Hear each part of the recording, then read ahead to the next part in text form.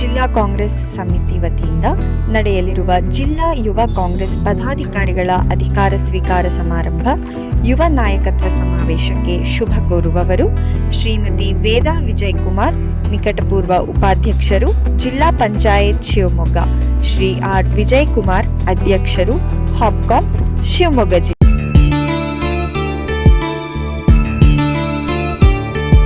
ಶ್ರೀ ಅನ್ನಪೂರ್ಣ ಬಣ್ಣ ಬಣ್ಣದ ಚಿತ್ತಾರ, ಚೆಲ್ಲಿ ಚೆಲ್ಲುವ ವಯ್ಯಾರ, ಇಲ್ಲ ನಾರಿಯರ ಶೃಂಗಾರ, ರೂಪ ಹೆಚ್ಚಿಸುವ ಬಂಗಾರ. ಶ್ರೀ ಅನ್ನಪೂರ್ಣ ಅನೇಕ ದಶಕಗಳಿಂದ ಗ್ರಾಹಕರ ಕನಸನ್ನು ನನಸಾಗಿಸುತ್ತಾ ತೀರ್ಥಹಳ್ಳಿಯಲ್ಲೇ ಅತ್ಯಂತ ಹೆಸರುವಾಸಿ ಆಗಿರುವ ಚಿನ್ನಾಭರಣಗಳ showroom Shri Annapurna jewellers, taluk office ಹತ್ತಿರ, ಆಜಾದ್ ರೋಡ್, ತೀರ್ಥಹಳ್ಳಿ. ಮೊದಲನೇದಾಗಿ ಮಾನ್ಯ ಪ್ರಧಾನಮಂತ್ರಿಗಳಿಗೆ ಧನ್ಯವಾದಗಳನ್ನು, ಕೃತಜ್ಞತೆಗಳನ್ನು ನಾನು ಹೇಳಲಿಕ್ಕೆ ಇಷ್ಟಪಡ್ತೀನಿ.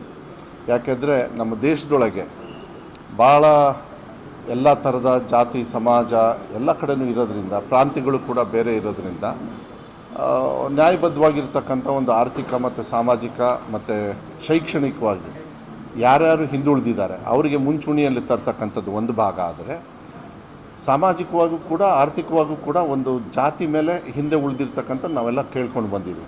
ಅವ್ರನ್ನ ಮುಂಚೂಣಿಗೆ ಮತ್ತು ಅವ್ರನ್ನ ಸಮಾನತೆ ತರ್ತಕ್ಕಂಥದ್ದೇ ಈ ಜಾತಿ ಗಣತೆ ಮಾನ್ಯ ಸಿದ್ದರಾಮಯ್ಯ ಅವರು ಮಾಡಿರ್ತಕ್ಕಂಥ. ಅದ್ರ ಮೇಲೆ ನಾವು ಯಾವತ್ತೂ ಕೂಡ ನೀವು ಕೊಟ್ಟಿರ್ತಕ್ಕಂಥ ಟ್ಯಾಕ್ಸ್ ಹಣನ ಎಲ್ಲ ಕಡೆ ನಾವು ಸಮಾನತೆಗೆ ಹಂಚಬೇಕಾಗತ್ತೆ.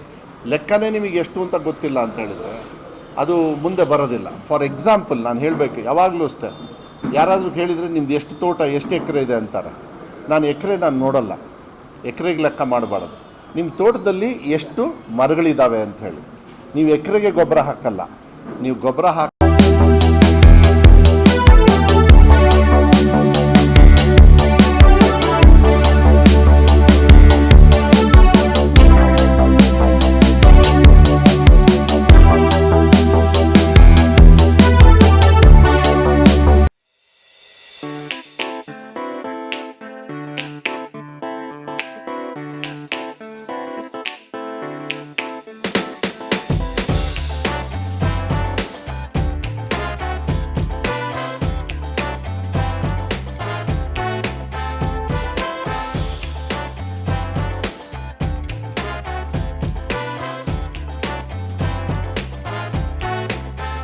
ಮೇಲೆ ನಾವು ಯಾವತ್ತೂ ಕೂಡ ನೀವು ಕೊಟ್ಟಿರ್ತಕ್ಕಂಥ ಟ್ಯಾಕ್ಸ್ ಹಣನ ಎಲ್ಲ ಕಡೆ ನಾವು ಸಮಾನತೆಗೆ ಹಂಚಬೇಕಾಗತ್ತೆ.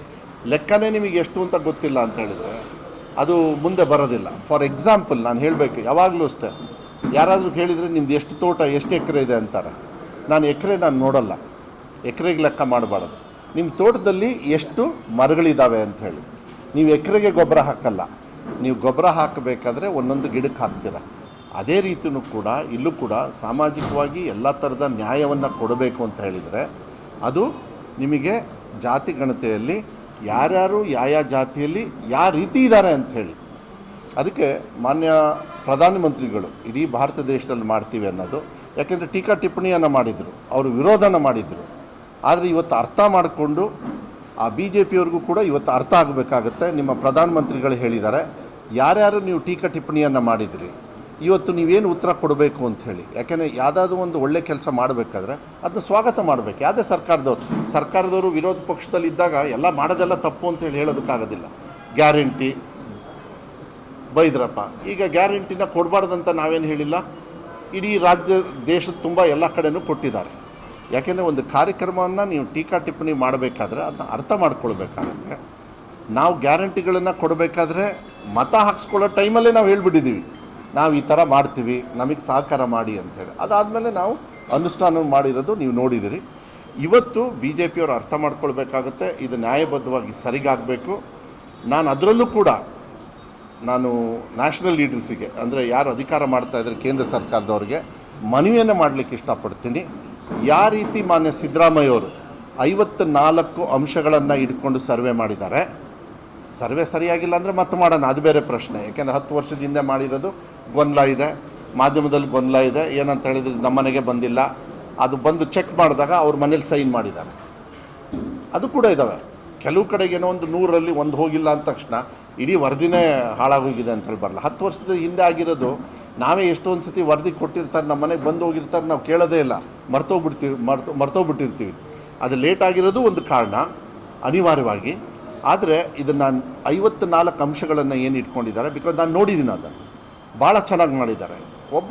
ಒಂದು ಸಮಾಜದ ಒಂದು ಜಾತಿ ಒಂದು ಧರ್ಮ ಆದರೆ ಅವರ ಹಿನ್ನೆಲೆ ಏನು, ಎಷ್ಟು ಎಕರೆ ಇದೆ, ಮನೆ ಇದೆಯಾ, ಬೈಕ್ ಇದೆಯಾ, ಕಾರ್ ಇದೆಯಾ, ಇದನ್ನೆಲ್ಲ ನೋಡಿದಾಗ ಎಷ್ಟು ಅವರಿಗೆ ಆದಾಯ ಬರುತ್ತೆ ಅಂತ ಹೇಳಿದಾಗ ಆರ್ಥಿಕವಾಗಿ ಸಮಾನತೆಯನ್ನು ಕೊಡೋದಕ್ಕೆ ಶೈಕ್ಷಣಿಕವಾಗೂ ಕೂಡ ಇದೆ, ಸಾಮಾಜಿಕವಾಗೂ ಕೂಡ ಇದೆ. ಅಂದರೆ ಪಬ್ಲಿಕ್ ರೆಪ್ರೆಸೆಂಟೇಟಿವ್ಸ್, ನಿಮ್ಮ ಮನೇಲಿ MLA ಇದ್ದಾರಾ, ಗ್ರಾಮ ಪಂಚಾಯತಿ ಸದಸ್ಯರಿದ್ದಾರೆ, ಜಿಲ್ಲಾ ಪಂಚಾಯತಿ, ಇದೆಲ್ಲದೂ ಕೂಡ ನಮ್ಮ ದೇಶದಲ್ಲಿ 3 ಅಂಶಗಳನ್ನು ತಗೊಂಡು ಹೋದರೆ ನಾಳೆ ದಿವಸ ಅಂಬೇಡ್ಕರ್ ಅವರು ಏನು ಸಮಾನತೆಗೆ ನಮಗೆ ಒಂದು ಸಂವಿಧಾನವನ್ನು ಕೊಟ್ಟಿದ್ದಾರೆ, ಅದಕ್ಕೆ ಭಾಳ ಅರ್ಥಪೂರ್ಣವಾಗಿರ್ತಕ್ಕಂಥ ಒಂದು ವಿಚಾರಗಳು ಬರುತ್ತೆ ಅಂತಕ್ಕಂಥದ್ದನ್ನು ಹೇಳಲಿಕ್ಕೆ ಇಷ್ಟಪಡ್ತೀನಿ.